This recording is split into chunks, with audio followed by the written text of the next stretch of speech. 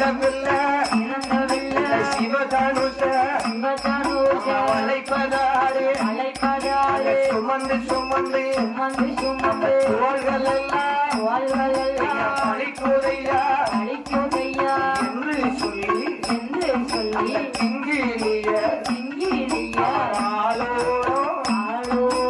பாட்டும் பாடி அன்னை சீதா